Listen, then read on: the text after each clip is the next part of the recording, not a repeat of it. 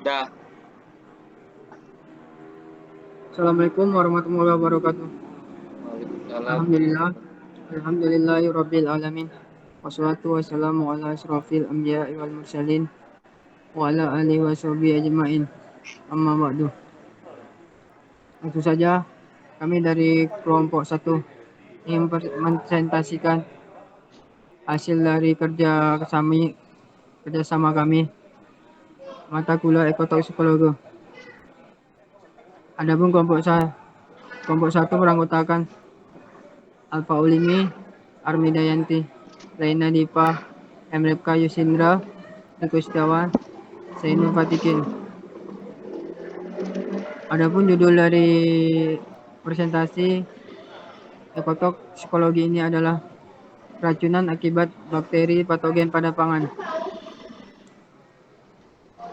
Selanjutnya, sebelum kita masuk lebih jauh mengenai latar belakang dan pembahasannya, lebih baik kita mengetahui dulu integrasi dari mata kuliah ini.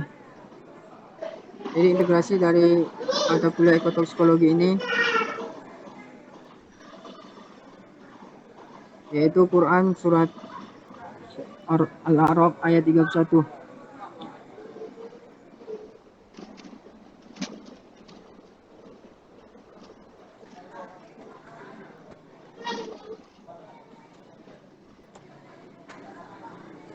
Bismillahirrahmanirrahim. Ya bani adama khuzu zinatakum inna kulli masjidi wa kullu wa yashrabu wa la tusrifu innahu la yuhibbu musrifun. Artinya,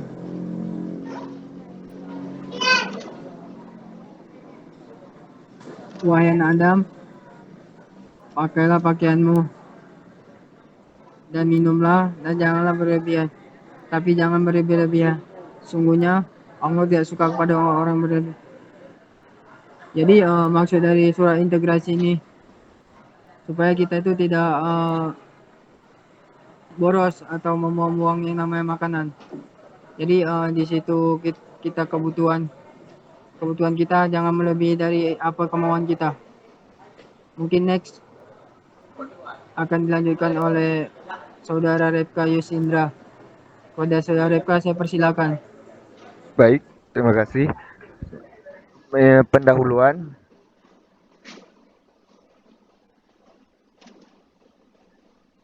Ya, baik, di sini ada latar belakang. Latar belakang yang pertama itu keamanan pangan menjadi isu yang sangat diperhatikan karena frekuensi terjadi penyakit yang disebabkan dari bahan dan olahan pangan sangat berpotensi tinggi terkontaminasi bakteri patogen. Hal ini merupakan masalah utama terutama di negara-negara berkembang.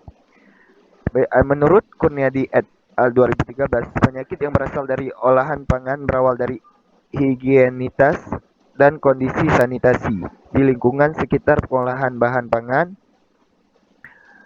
Penyakit bawaan makanan foodborne disease adalah penyakit yang ditimbulkan oleh makanan yang disebabkan adanya kontaminasi yang terdapat di dalam bahan pangan yang kita konsumsi sehari-hari. Bahan pangan yang sering mengalami pencemaran ataupun mudah terkontaminasi adalah makanan siap saji. Baik, selanjutnya akan dijelaskan oleh Sainur. Oke, baiklah, makanan atau pangan. Definisi makanan. Makanan merupakan sumber protein yang berguna bagi manusia. Yang berasal dari hewan disebut protein hewani, dan yang berasal dari tumbuh-tumbuhan disebut protein nabati. Pangan merupakan kebutuhan dasar pertama yang harus dipenuhi oleh setiap makhluk hidup. Penyediaan pangan yang bermutu, aman dan layak dikonsumsi di Indonesia telah diatur oleh peraturan perundangan, yaitu Undang-Undang Nomor 7 Tahun 1996 tentang Pangan serta Undang-Undang Nomor 8 Tahun 1999 tentang Perlindungan dan Konsumen. Khusus untuk pangan, asal hewan, daging, dan telur diatur dalam Undang-Undang Nomor 6 Tahun 1967 tentang ketentuan-ketentuan pokok peternakan dan kesehatan hewan. Selanjutnya akan disampaikan oleh Laina Diva. Baik, selanjutnya ada keracunan makanan. Definisi keracunan makanan menurut Junaidi 2011. Keracunan makanan adalah keadaan darurat yang diakibatkan masuknya suatu zat atau makanan ke dalam tubuh melalui mulut yang mengakibatkan bahaya bagi tubuh. Keracunan makanan adalah suatu penyakit yang terjadi setelah menyantap makanan yang mengandung racun, berasal dari bahan beracun yang terbentuk akibat pembusukan makanan dan bakteri. Keracunan pangan atau foodborne disease ini bisa disebabkan oleh banyak faktor, seperti pengolahan makanan yang tidak benar, kurangnya kebersihan diri atau self-higienis, seseorang yang mengolah pangan, serta keadaan lingkungan yang kurang bersih.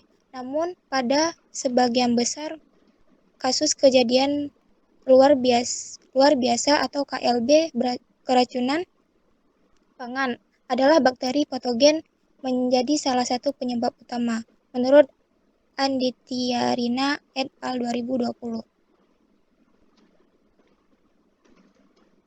Bakteri dapat menyebabkan keracunan pangan melalui dua mekanisme, yaitu intoksikasi dan infeksi. Keracunan pangan yang disebabkan oleh produk toksik bakteri patogen, baik itu toksik maupun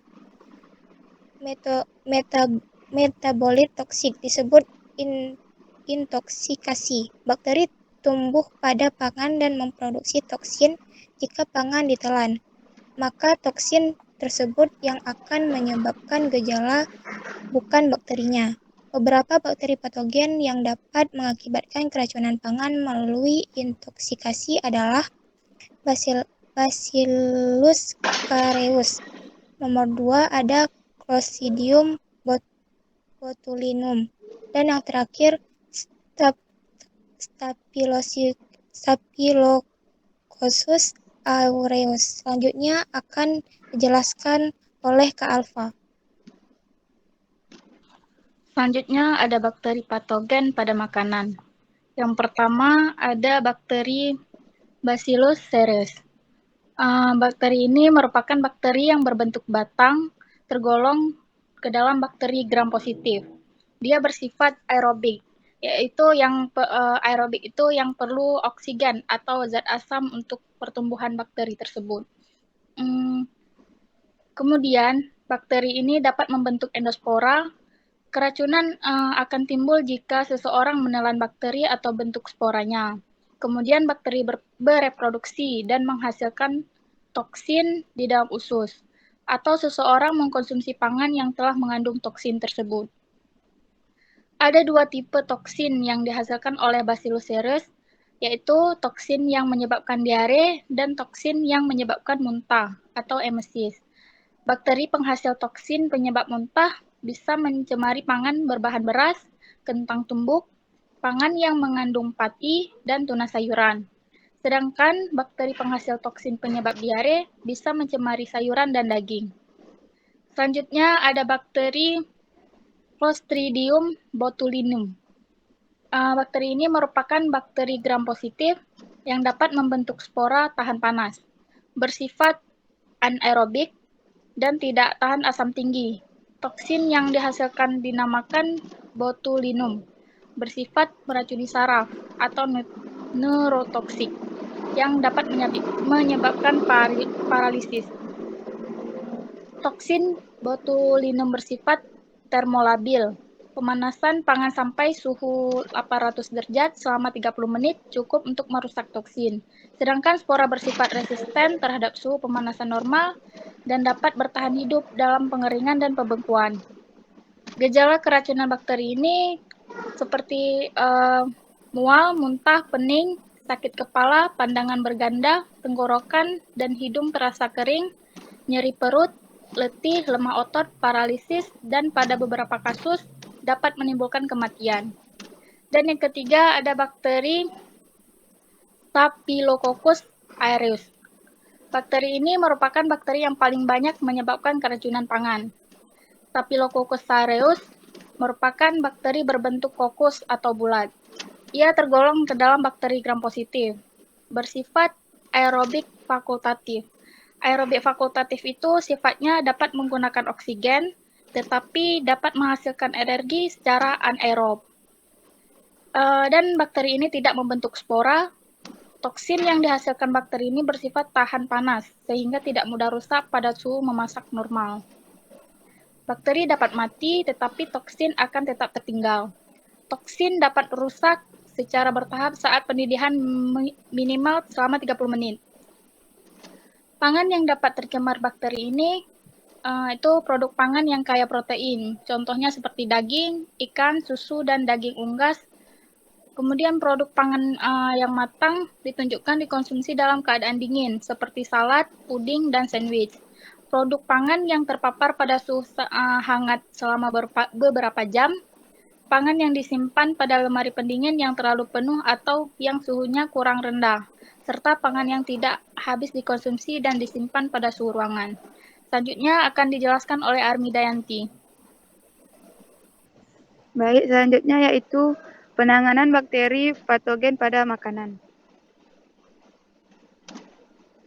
Penanganan yaitu yang pertama, mencuci tangan sebelum dan setelah menangani atau mengelola pangan. Kemudian mencuci tangan setelah menggunakan toilet. Kemudian mencuci dan membersihkan peralatan masak serta perlengkapan makanan sebelum dan setelah digunakan.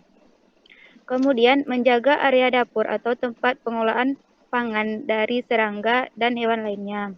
Kemudian tidak meletakkan pangan matang pada wadah yang sama dengan bahan pangan mentah untuk mencegah terjadinya kontaminasi silang. Kemudian tidak mengonsumsi pangan yang telah kadaluarsa atau pangan dalam kaleng yang kalengnya telah rusak atau mengembung.